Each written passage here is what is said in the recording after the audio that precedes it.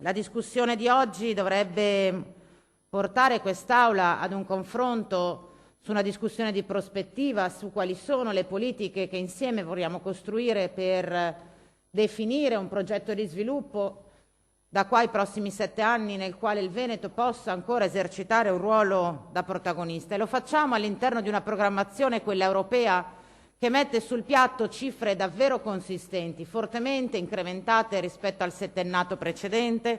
Si tratta di 43 miliardi, quindi oltre 9 miliardi in più, e che segnano un aumento significativo di risorse anche per le cosiddette zone più sviluppate, quindi quelle che in questi anni probabilmente hanno patito di più la ristrettezza delle risorse. È una sfida dunque che riguarda tutti e che non a caso coinvolge direttamente, chiedendo un protagonismo nuovo, appunto a quelle regioni che in questi anni hanno anche avuto performance importanti, perché il grande tema della pandemia e delle diseguaglianze vecchie e nuove che si sono generate è un tema che riguarda tutti, e la necessità di costruire politiche che contrastino le grandi diseguaglianze che sono maturate in questi 2 anni è una sfida che deve vedere tutti, a partire dalla Regione Veneto, in prima fila. Allora dicevamo che l'Unione Europea con questi 43 miliardi, 2 solo per la Regione del Veneto, potranno contribuire al finanziamento delle principali politiche regionali e nazionali di sviluppo, e ci indicano anche ambiti strategici nei quali intervenire: il lavoro, l'economia, l'ambiente, cioè le grandi sfide cruciali che abbiamo davanti. E nel farlo l'Unione Europea ci dice 3 cose principali. 1, ci indica delle linee di intervento precise, lo dico anche agli assessori che ringrazio, che hanno animato il dibattito di oggi.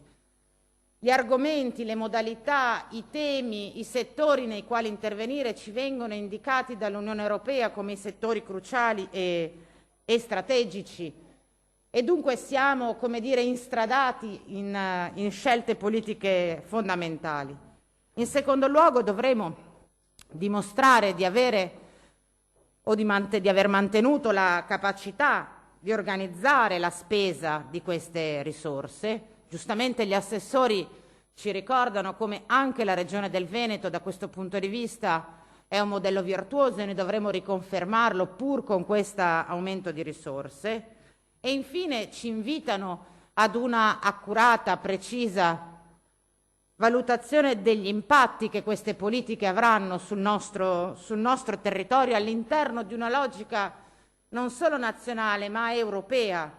Cioè sono mobilitate una quantità tale di risorse con la finalità specifica e principale di ridurre le diseguaglianze tra paesi, tra territori, tra classi sociali, tra operatori economici. Allora, siccome in quest'Aula in diverse occasioni oggi abbiamo sentito dire quanto è eccellente il Veneto in questa attività di programmazione di politica regionale, e io condivido da questo punto di vista l'analisi, ricordiamo anche quanto è utile l'Unione Europea per consentire a realtà come quelle regionali di avere quelle risorse necessarie per implementare le politiche strategiche per il futuro.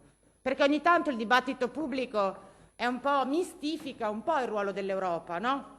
Oggi invece noi ci troviamo a discutere, dopo aver discusso in una sessione di bilancio di una regione di fatto a risorse zero, di una regione che può mettere in campo addirittura 2 miliardi di euro per intervenire in quei settori, lavoro, impresa, ambiente, che sono esattamente le sfide cruciali che abbiamo davanti. E allora bravo il Veneto, ma brava l'Europa, l'Unione Europea, che offre a tutti gli Stati membri le risorse necessarie per affrontare le sfide. Io penso che questa nuova programmazione europea, che è un risultato importante raggiunto dall'Europarlamento, dal Consiglio d'Europa, tutt'altro che scontato, che ha impegnato le istituzioni comunitarie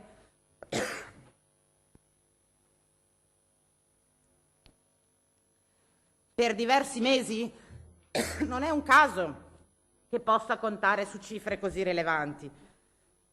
Anche il bilancio dell'Unione Europea, il quadro pluriennale, coincide infatti con un aumento di risorse, perché l'Europa per prima ha capito la frase cruciale di cambiamento che stiamo vivendo e ha deciso di scommettere sul futuro dell'Unione Europea, degli Stati nazionali e sulla capacità che le regioni avranno di organizzare un nuovo modello di sviluppo che ci possa far attraversare la fase pandemica e condurre ad un nuovo protagonismo. E allora, se l'Unione Europea individua le priorità e mette a disposizione le risorse per realizzarle, anche il Veneto deve fare la sua parte. Il Veneto, cioè, ha la responsabilità di guidare quell'ultimo miglio, quel pezzo che manca tra quando vengono stanziate le risorse e, come va di moda dire oggi, la messa a terra di quelle risorse. E noi oggi abbiamo questa responsabilità: costruire le politiche che prendono le risorse, i soldi, e le trasformano in emancipazione sociale e benessere per la nostra comunità.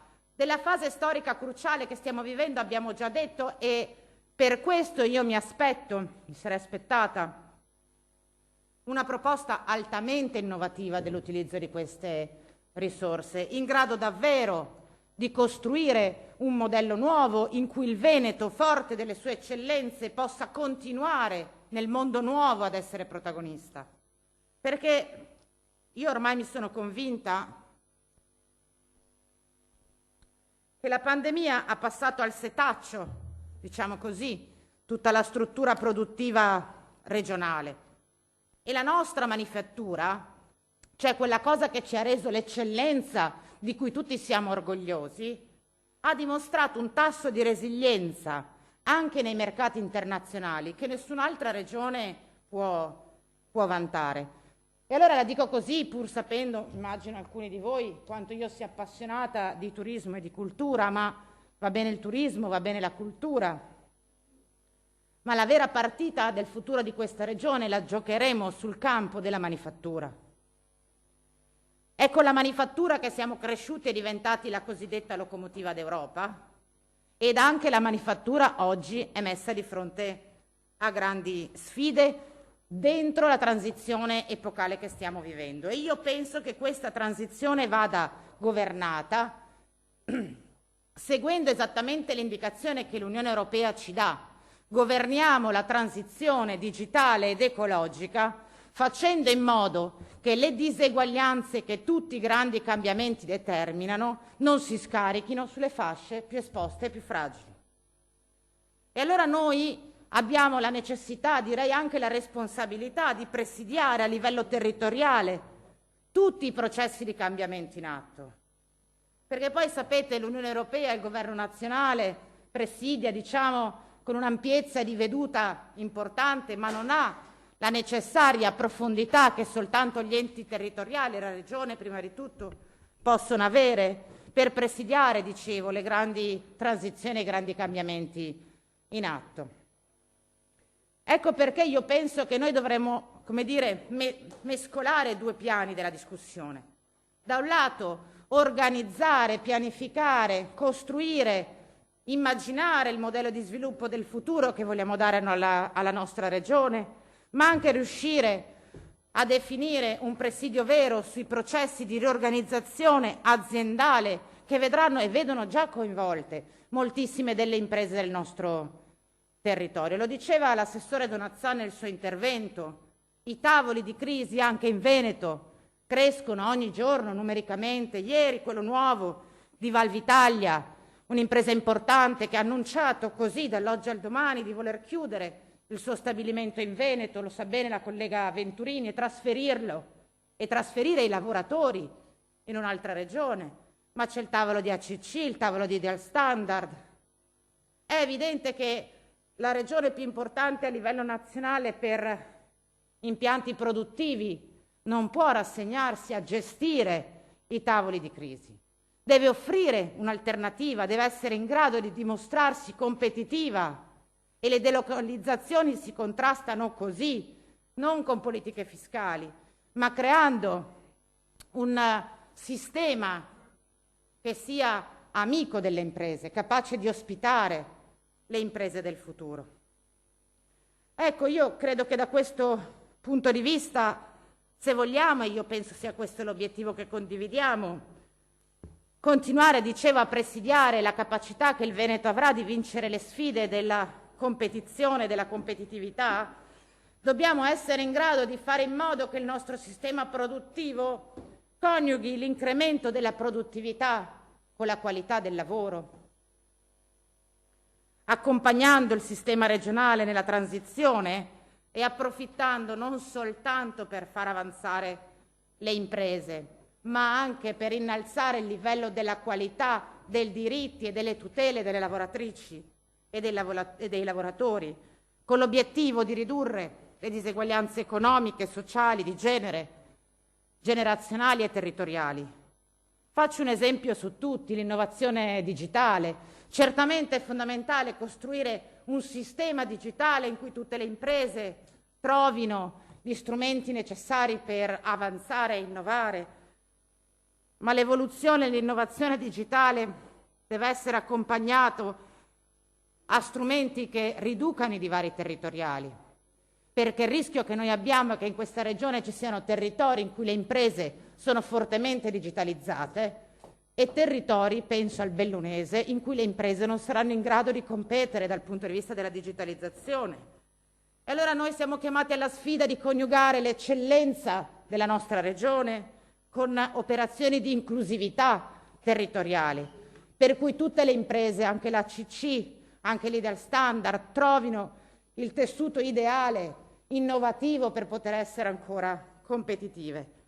Abbiamo bisogno insomma di programmi che alimentino la partecipazione, le pari opportunità, perché solo un'innovazione realmente inclusiva coincide con una crescita democratica dei territori. L'esempio dei distretti è lampante. Noi dobbiamo investire certamente nei distretti industriali, ma costruendoli immaginando una filiera lunga, per cui non andiamo a incidere solo sulla nicchia innovativa, ma siamo in grado di garantire tutta la filiera, dall'inizio alla fine, da Belluno a Rovigo, che possa restare nei nostri territori. E guardate, per fare questo serve certamente presidiare il territorio, ma serve non soltanto le risorse, ma un piano industriale. Lo dico sempre ogni volta che mi occupo di impresa. La regione del Veneto, io credo, è arrivata al punto in cui non può più prescindere da un piano industriale. Cioè dobbiamo decidere quali sono i settori in cui vogliamo investire e accelerare e quelli in cui ci interessa investire meno. Altre regioni lo hanno fatto diversi anni fa, penso all'Emilia Romagna. Hanno individuato 2-3 driver di sviluppo e su quelli hanno investito e oggi sono leader globali. Io penso che noi dobbiamo avere il coraggio di fare le stesse scelte. E poi c'è l'altra transizione, quella ecologica. Ora, la pianura padana è l'area a maggior concentrazione produttiva e manifatturiera d'Italia e di conseguenza è anche quella più esposta sul piano industriale e sul piano della tutela ambientale. C'è una procedura di infrazione europea molto pesante che riguarda i nostri territori, la nostra regione, non mi pare mai menzionata nel documento di cui parliamo oggi. Ora, è chiaro che sulla transizione ecologica in Veneto, prima di tutto, servono parole più chiare, serve più convinzione, serve un coinvolgimento sul sistema produttivo significativo. E lo dico non soltanto perché penso che il tema ambientale sia il tema del futuro, lo dico perché sono convinta che la transizione ecologica sia una di quelle che ci espone più fortemente al rischio di diseguaglianza.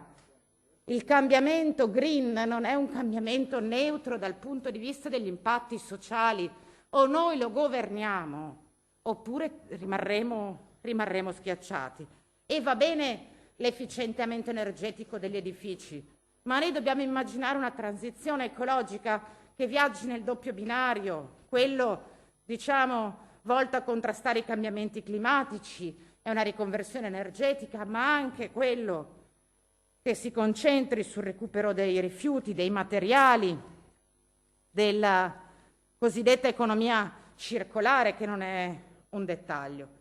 E in questo senso anche i fondi dell'FSE Plus non sono finalizzati in maniera diversa, perché tanto come gli altri hanno l'obiettivo di ridurre le diseguaglianze.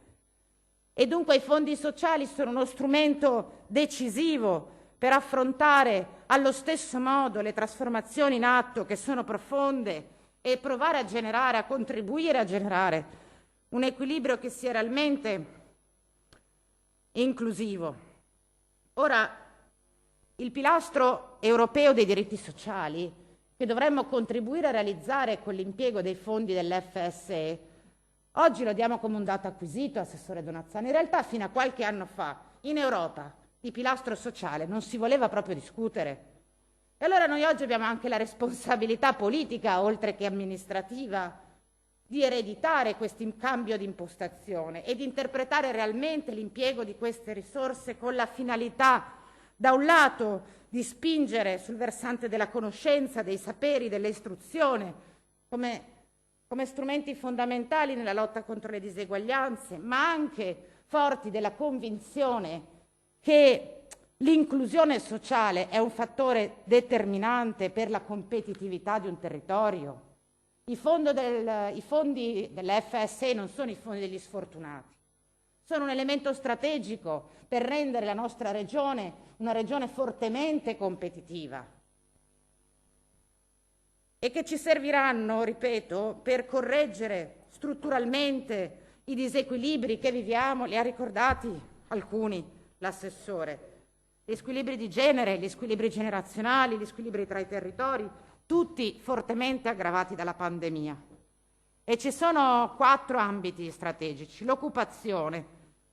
Io sono d'accordo, dobbiamo contrastare la disoccupazione, seppur ancora contenuta, che non possiamo accontentarci di questi livelli nella nostra regione, ma oltre a contrastare la disoccupazione, noi dobbiamo fare uno sforzo in più, dobbiamo promuovere l'occupazione di qualità, l'occupazione stabile, l'occupazione adeguatamente retribuita, aggiungiamole queste parole negli obiettivi. Non ci basta trovare posti di lavoro nuovi, ci serve trovare posti di lavoro nuovi e giustamente pagati, perché il fenomeno del lavoro povero è un fenomeno che non risulta dalle statistiche della nostra regione, ma se noi li guardiamo con una lente un po' più,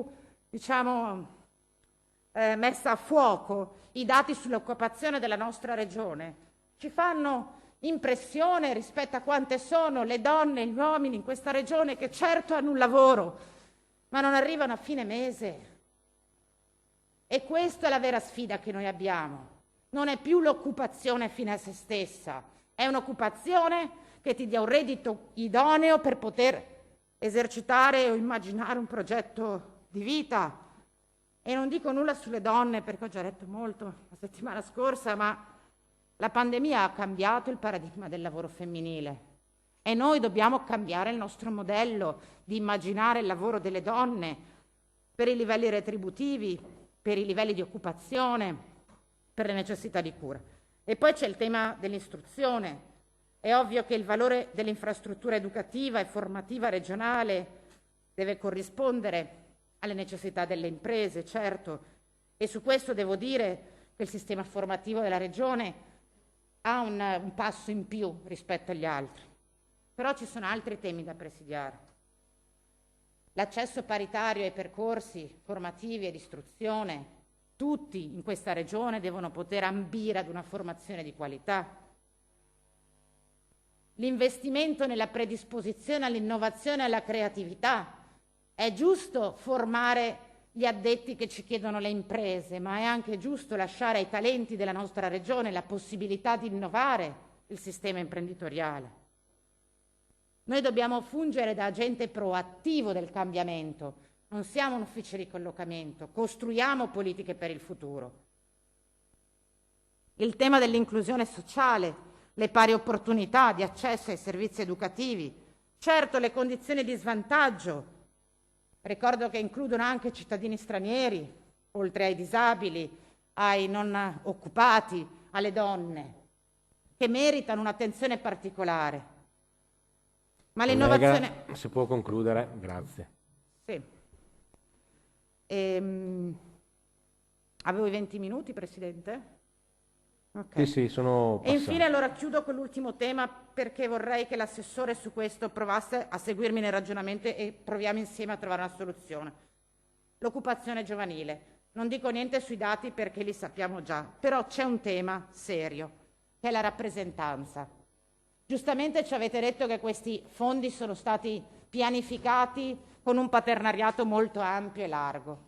Abbiamo un problema, non solo veneto, di rappresentanza delle fasce giovanili, perché essendo i giovani, nel punto di vista lavorativo, divisi in decine, quando non centinaia di contratti di lavoro, non sono in grado di raccogliere le proprie istanze attorno a una rappresentanza, e quindi le chiedo, Assessore, di farsi carico di costruire luoghi di mediazione anche con le rappresentanze giovanili e sulla loro possibilità di trovare un modo per interloquire direttamente. Grazie, collega per Camani. costruire La invito a un'azione concludere, per collettiva. Io credo che questi siano gli argomenti su cui dovremmo ragionare oggi e riguardano non domani ma i prossimi 7 anni.